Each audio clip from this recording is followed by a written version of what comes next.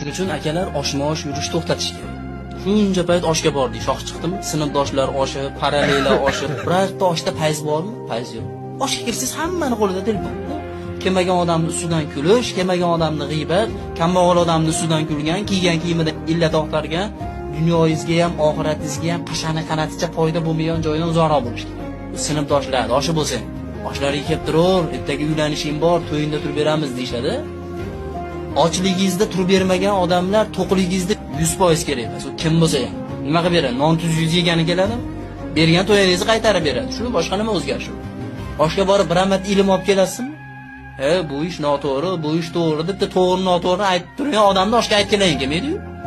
G'iybat qilinayotgan davrada o'tirgan odam eshitgani uchun ham g'iybat qilayotgan hisoblanadi. O'sha davrada o'tiribdimi? Hamma qo'shilmayapti-mi? Yo'q, o'shda o'tirdingizmi? Sizga ham gunoh, siz ham gunohkor bo'lasiz. Yo turib ketishingiz kerak.